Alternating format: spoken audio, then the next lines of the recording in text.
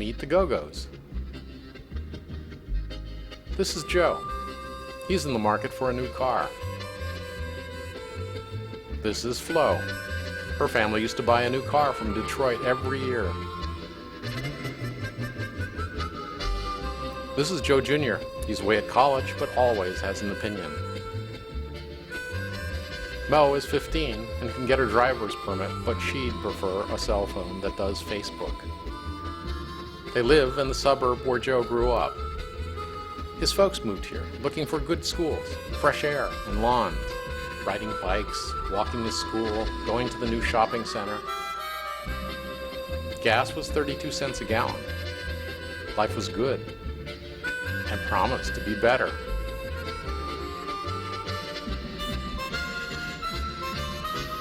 By the 70s, he was ready for his first car.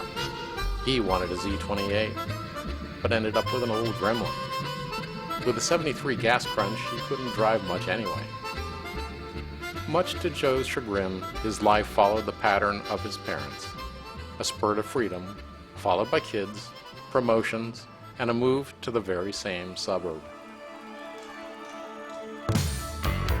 But somehow it was not quite the same. The car that had created his dad's dream home had now come to dominate it, burdening Joe's world with the same old but now slower commute and the endless shuttling of kids. What car should I buy? Somehow this simple question seemed much more daunting than in years past. You may find yourself living in a shotgun shack. You may find yourself in another part of the world. You may find yourself behind the wheel of a large automobile. You may find yourself in a beautiful house with a beautiful wife. You may ask yourself, well, how did I get here? During his commute, Joe had plenty of time to check out cars. Big cars, small cars, guzzlers and sippers. All of them, even the green cars, were stuck in traffic, just like he was. Then as he passed the transit station next to the mall, he noticed the sign that said, Go Point.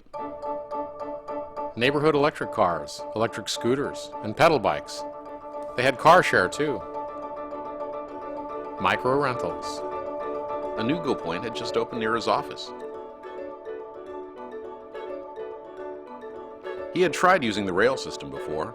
He liked it, except for the schedules and the long walks at either end. According to the Go Point folks, his smartphone could take care of the minding, and the light vehicles could make that last mile into a pleasure. Well, add in Joe's concerns about global warming, wars for resources, the quality of air, and the cost of gas, and his decision was made. He would trade his car to be for this little key. Turns out Joe wasn't alone, and that changed everything. New businesses sprang up around the flow of people moving through the Go Point. Not big box stores. Small shops with prepared meals or fresh local produce. It became a pickup point for packages, dry cleaning, repairs, and household commodity packs. More importantly, it became a place for people to come together.